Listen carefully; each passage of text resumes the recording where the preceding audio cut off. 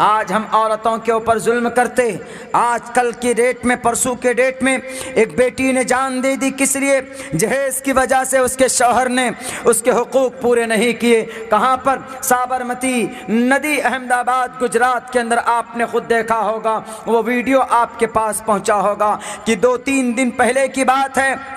वो मासूम सी बच्ची, आयशा नाम उनका था, उसका बाप बार बार कहता रहा कि बेटी, अम्मा आयशा के नाम पर तुम्हारा नाम है। लेकिन इस समाज के गलत सिस्टम ने, हमारे नौजवानों के हवस ने, इस समाज की गलत रीति और रिवाज ने उस एक बेटी की जिंदगी को छीन कर और समाज को बदनाम कर दिया। और कुरान और शरीयत को बल्कि एक तरह से उनके ऊपर धब्बा लगाने की कोशिश की गई, एक ठप्पा लगाने की कोशिश की गई। क्या असर लेंगे दुनिया के अंदर लोग कि देखो मुसलमान थी, आयशा नाम की थी, और इसके शौहर आरिफ ने इसके ऊपर टॉर्चर किया, जुल्म ज़्यादती की। सन 2018 में शादी होती है। क्या आरिफ तेरे बाजुओं में ताकत नहीं थे गाड़ी खरीदने के? क्या तेरे पास पॉकेट में, तुम्हारे दोनों बाजुओं में अल्लाह ने ताकत नहीं दी थी कि तू कमा कर अपनी उस बेटी को, अपनी उस बीवी को तो इज्जत की जिंदगी दे सकता था? वो तुझसे मोहब्बत करती थी, लेकिन तेरे नजरे बेइल्तिफाती ने उसको साबरमती नदी में कूदने पर मजबूर किया। मेरे नौजवानों, आपकी जवानी कहां चली गई है? अल्लाह ने आपको जवानी दी जहेज के लिए नहीं, अल्लाह ने आपको जवानी दी दामाद शौहर अपने ससुर के दौलत के तरफ निगाह उठाकर देखने के लिए नहीं, कोई लालच करने के लिए नहीं, बल्कि आप एहसानमंद हो, आप एहसान अदा करो, शुक्रिया अदा करो अपने ससुर का, अपने ससुराल वालों का, कि एक 20 साल की बेटी पोस कर, पाल कर, बचपन से लेकर 20 साल तक उसकी परवरिश करता है, उसको पढ़ाता है, उसकी सही तरबियत करता है, तब एक दिन वो पूरी अमानत आपके हवाले कर देता है और आप उनसे गाड़ी मांगते हो, आप उनको टॉर्चर करते हो। अपने बाप के यहाँ से पैसे लेकर आओ, मैं बिजनेस करूंगा, मेरे बिजनेस नहीं चल रहा है, नाजायज और हराम है। अगर आप ये उम्मीद, अगर ये ख्वाहिश करते हो मेरे जवानों, आपकी जवानी के ऊपर लानत है।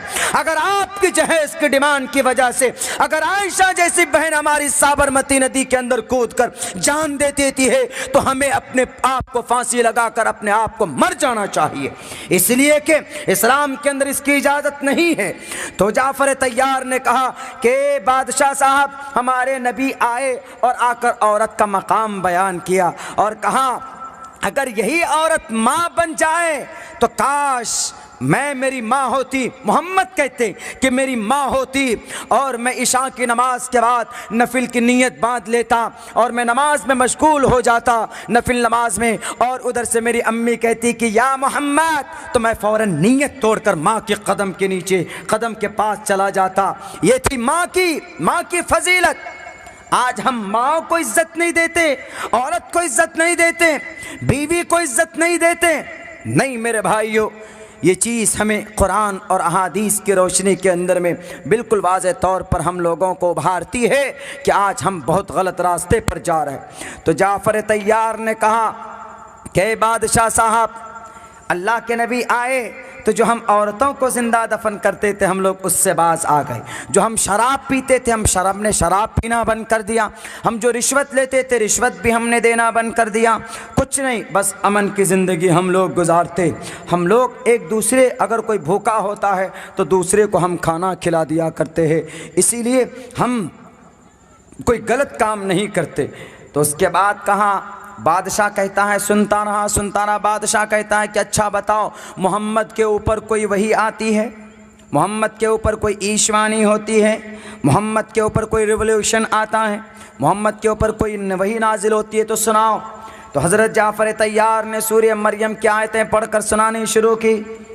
सूरह मरियम 16वें पारे के अंदर है, उन्होंने पढ़कर जब पढ़ना शुरू किया तो वो जो बादशाह था, मलिक हबशा कि उस बादशाह के आँख से आंसू बहने शुरू हो गए। सारे दरबारियों ने, इसलिए कि हज़रत ईसा अलैहिस्सलाम का तज़किरा है। हज़रत ईसा अलैहिस्सलाम को अल्लाह ने हज़रत मरियम के कोख से पैदा किया, बिना बाप के पैदा हुए हज़रत ईसा अलैहिस्सलाम।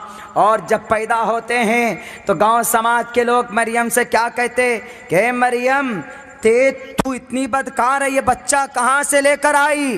तो उन्होंने, हज़रत मरियम अब परेशान हो गई तो